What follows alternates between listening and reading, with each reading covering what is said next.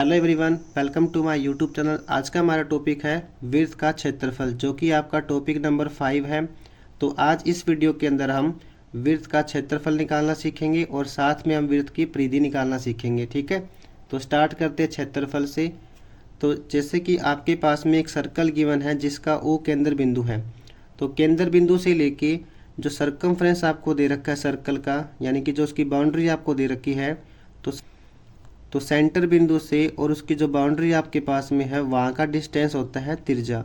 तो ओ से लेके ए डिस्टेंस बनेगा उसकी त्रिज्या, और ए से लेके बी डिस्टेंस बनेगा उसका व्यास। व्यास यानी कि एक ऐसा डिस्टेंस लेके चलते हैं जो कि सेंटर से पास होएगा, उसको बोलते हैं उसका व्यास। ठीक है, तो ए बी क्या है इसका व्यास, और ओ ए क्या है इसकी त्रिज्या, और ओ बी क्या है इसकी त्रिज्या।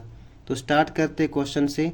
तो आपको इसका क्षेत्रफल निकालना है। क्षेत्रफल निकालने के लिए आपके पास में सबसे पहले तो इसका फॉर्मूला पता होना चाहिए। ठीक है, तो क्षेत्रफल निकालने का फॉर्मूला क्या होता है सर्कल का, पाई आर स्क्वायर।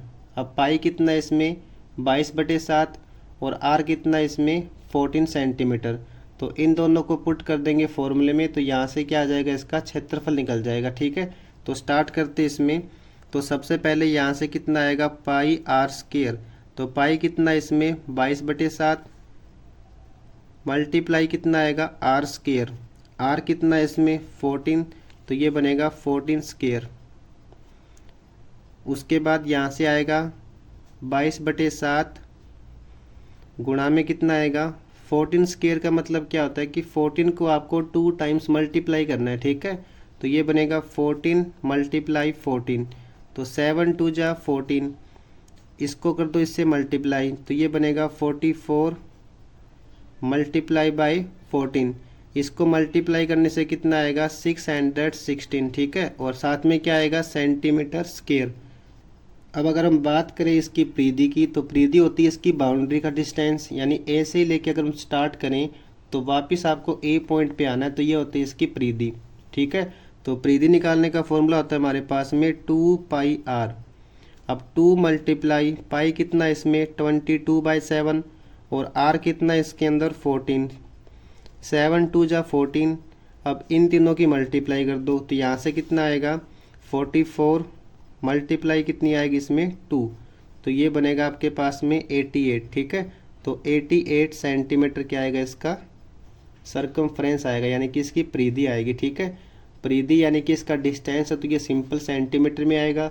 और क्षेत्रफल यानी कि एरिया की अगर हम बात करें तो वो क्या आएगा सेंटीमीटर स्क्वायर में आएगा। ठीक है, तो इस तरीके से हम इसकी परिधि और इसका क्षेत्रफल निकाल सकते हैं अगर आपके पास में उसकी त्रिज्या गिवन है। मान लेते हैं कि आपको क्वेश्चन में उसकी त्रिज्या नहीं पता और आपको उसका डायमीटर पता है।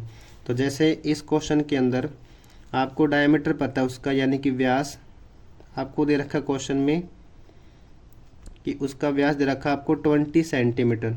ठीक है, और आपको उसकी त्रिज्या फाइंड करनी है। तो व्यास से त्रिज्या कैसे फाइंड करेंगे, क्योंकि अगर आपके पास में इसकी त्रिज्या गिवन है तो आप उसका क्षेत्रफल निकाल सकते हो पाई आर स्क्वायर से।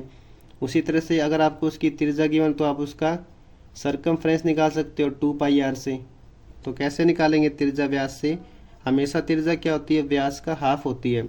तो इसका हाफ कर देंगे, तो यहाँ से त्रिज्या कितनी आएगी 20 का हाफ कितना होएगा, यानी कि 20 को 2 से भाग करना आपको, तो यहाँ से कितना आएगा 10 सेंटीमीटर।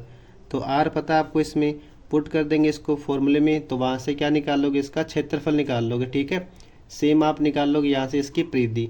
तो ऐसे क्वेश्चन अगर आपके पास में आते हैं तो आप उसको आसानी से सॉल्व कर सकते हैं। कोई भी डाउट अगर आपको इस क्वेश्चन में आता है तो कमेंट करके पूछ सकते हैं।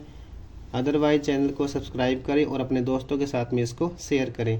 Thank you so much for watching this video.